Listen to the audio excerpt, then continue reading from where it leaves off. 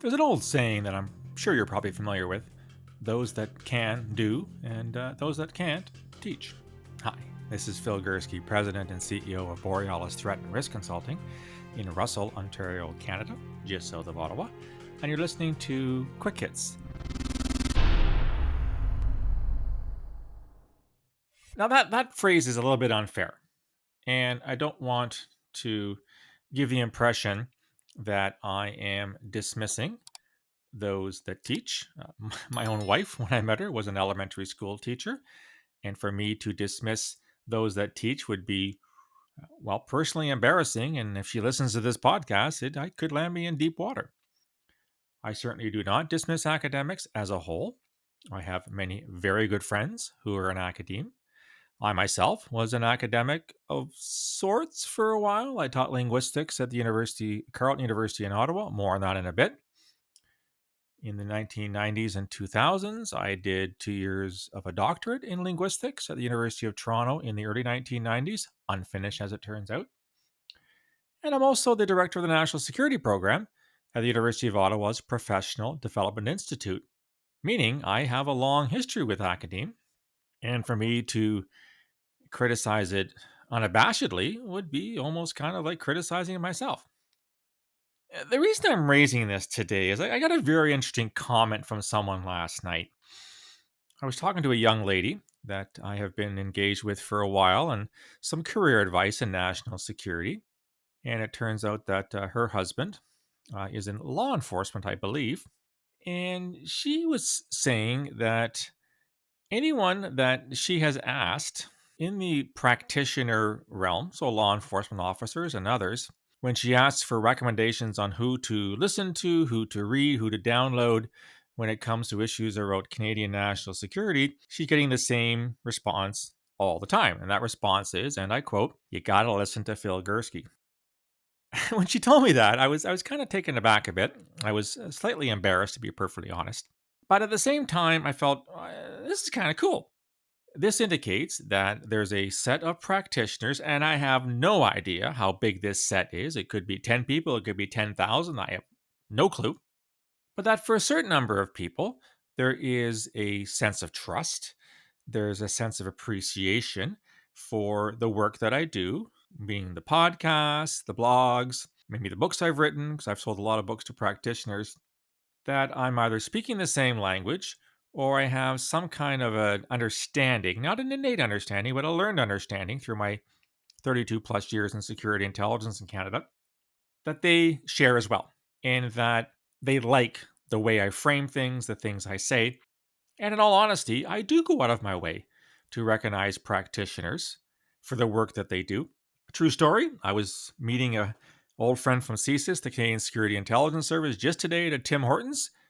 For those who aren't Canadian, Tim Hortons is like Starbucks. And there were two Ottawa police officers in line behind me. And I turned to them. I said, "Your coffee's on me." And they said, "No, no, no, no, don't be silly." I said, "No, I appreciate what you do for us as law enforcement officers. You put your lives on the line for us. You deal with all the assholes in society, all the shitty situations that I don't have to deal with. You don't get credit for nearly enough of this stuff. And I just want to buy you a coffee to say thanks for what you do for us." In the end, they refused to allow me to buy their coffee and said, "Fine. But anyway, thank you very much."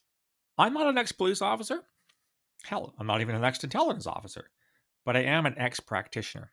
I spent 32 years at the coalface as an intelligence analyst, initially with Communications Security Establishment, or CSE, Canada's Signals Intelligence Agency, as a multilingual analyst for 17 and a half years, and then as a strategic terrorism analyst with the Canadian Security Intelligence Service, or CSIS, for 15 years. And a short respite with the Ontario Provincial Police's Anti-Terrorism Section, OPP PATS, as an advisor on terrorism cases. I see myself as a practitioner, even if I didn't beat heads or knock down doors or arrest people or recruit and run human sources, although I helped train some human sources at CSIS over the years. Some would say I'm not practitioner enough. Yeah, whatever. This is my perception of myself, and it is what it is, and you're not going to change my mind. And so I have an inherent bias when it comes to talking to people about things like terrorism, national security, and public safety. I tend to put much more credence and much more importance on those that actually did national security as opposed to those that write about it, or those that pontificate about it, or those that theorize about it.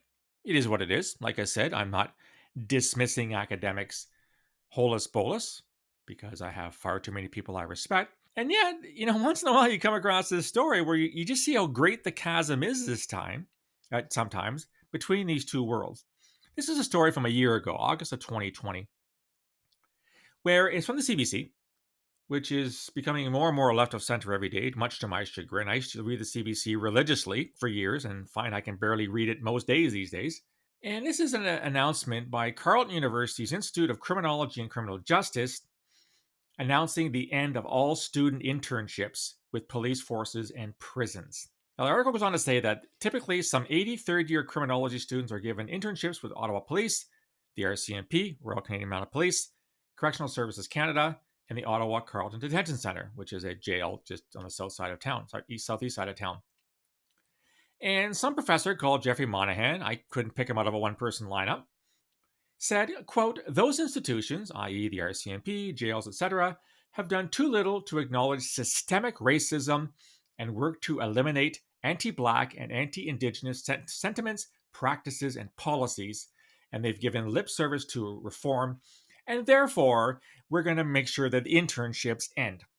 By the way, the internships have been in place since 1973. So, 47 years? Students have benefited from working with practitioners. And this Professor Monahan has decided they can't do that anymore because he thinks that the practitioners aren't sensitive enough to all these issues out there. See, this is what I got a problem with. Some guy, probably tenure ranked, not a care in the world, is deciding to eliminate experiences for his students that may in fact lead to employment down the road. Because you know what, Professor Monahan? Not all of your students are going to follow in your footsteps and become tenured professors. Some might want to actually work for a living. Sorry, that was mean. I take that back. Someone might want to become doers. They might want to become prisons officers. They might want to become police officers with the RCMP or the Ottawa Police or Lord knows what jurisdiction in Canada. And you've decided on your high horse that because of the systemic racism, whatever the hell that's supposed to mean, I still have no idea what that means, that your students can't do that. Well, congratulations. You've just taken an opportunity from your students that could help them find a career down the road. Now do you see why I've got a problem with certain academics? Now, I know nothing about Professor Monahan and his background, but for him to say that his opinion on law enforcement and prisons officials is going to trump the desire and the benefit that his students are going to get by working at the coalface and learning about security and learning about public safety from those that actually protect it, as opposed to those that write papers about it in journals that nobody reads, that's going to happen. I mean, is this fair? Who the hell does this guy think he is? Why does he have that right? If I were a Carleton student, I'd sure as shit be looking elsewhere for my education.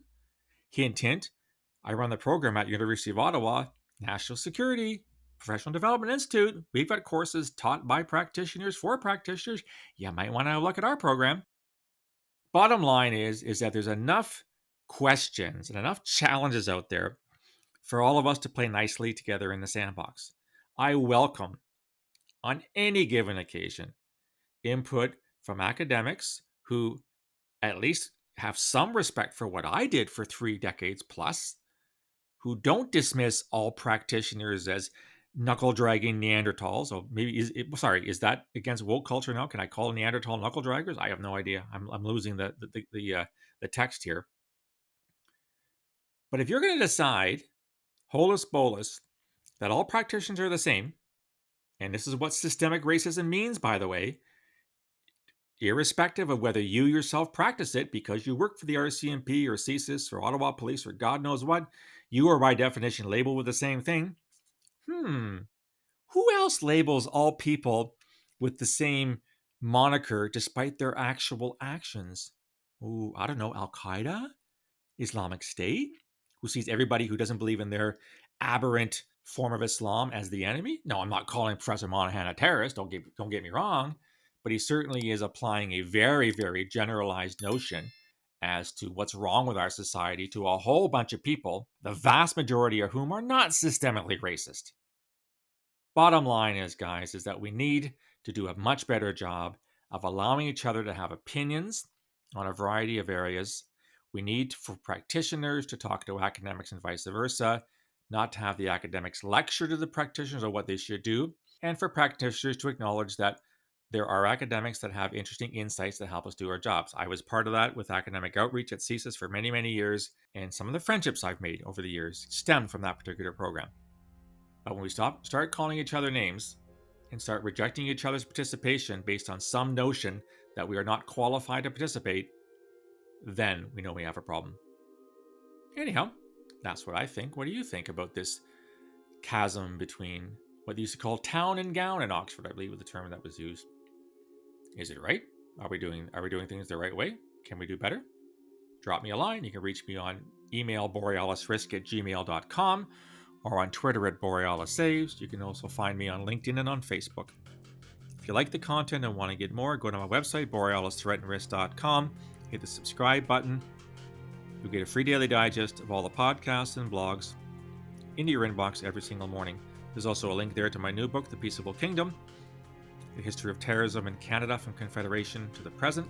I just ordered the 6th print run. So if you're looking for Christmas presents for people, imagine the squeals of joy getting a book on terrorism under the Christmas tree or in your stocking. You can order it there. I'll talk to you again soon. Until then, stay safe.